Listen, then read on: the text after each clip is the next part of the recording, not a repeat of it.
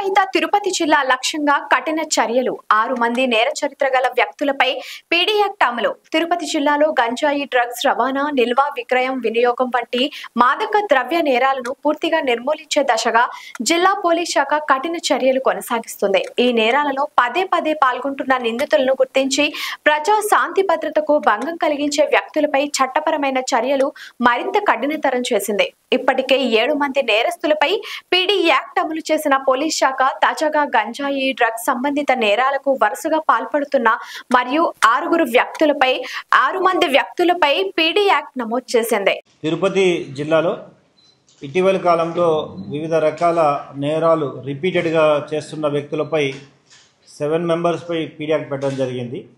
అదేవిధంగా మళ్ళీ 6 మంది గంజాయి, ముఖ్యంగా గాంజా మరియు మార్గద్రవ్యాల నియంత్రణలో భాగంగా రిపీటెడ్గా అఫెన్స్ చేస్తున్న వారిని గుర్తించి వారిపై Srikalahasti 2, 1 town 2, 2 town 2, Sullurpeta sudden 1, Tiruchanur police station 1ని ఐడెంటిఫై చేసి 6 మందిపై పిట్ ఎన్డీపీఎస్ యాక్ట్ కింద పీడీ యాక్ట్ని నమోదు చేయడం జరిగింది.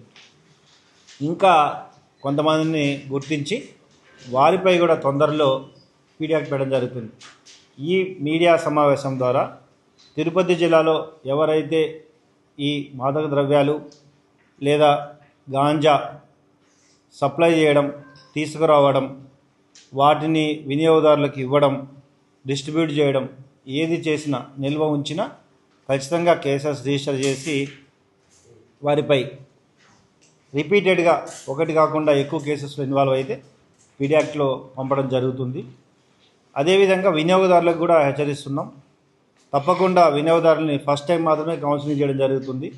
రెండోసారి వినియోగదారుడిగా దొరికితే వారిపై కూడా కేసెస్ పెట్టి ఈ మాదక ద్రవ్యాలని, గాంజాని పూర్తిగా నిర్మూలించడానికి కఠిన చర్యలు తీసుకోవడం జరుగుతుంది. ముఖ్యంగా మీడియా ద్వారా ఇటు అనవసరంగా కొంతమంది వ్యక్తులు ప్రలోభాలకి గురి చేసి గాంజాకి అలవాటు చేస్తే వారిపై కఠిన చర్యలు తీసుకొని వారి భవిష్యత్తు అంధకారంలోకి వెళ్తుంది. కాబట్టి ఇటువంటి సమాచారం ఏదైనా ఉంటే 112 కానీ లేదా టోల్ ఫ్రీ నెంబర్ కానీ లేదా పోలీస్ వారికి కానీ తెలియజేస్తే తప్పకుండా వారి వివరాలు గోప్యంగా ఉంచి చర్యలు తీసుకోవడం జరుగుతుంది. కాబట్టి తిరుపతి జిల్లాని drug free and ganja free జిల్లాగా ఏర్పాటు చేయడానికి ప్రజలు, మీడియా అందరూ సహకరించాలని కోరుకుంటున్నా. ఈ మీడియాలో, ఈ ప్రెస్ మీట్లో పీడీ యాక్ట్ నమోదు చేయడానికి ముఖ్యంగా టోటల్ ఓవరాల్గా కోఆర్డినేట్ చేసిన additional SP law and order, DSP Srikalahasti, DSP Naidupeta, inspector and Tiruchanur వీళ్ళందరికీ కూడా నేను అభినందిస్తున్నాను. Thank you. లైక్ చేయండి, షేర్ చేయండి, సబ్స్క్రైబ్ చేయండి. మరిన్ని వీడియోల కోసం బెల్ సింబల్ పై క్లిక్ చేయండి.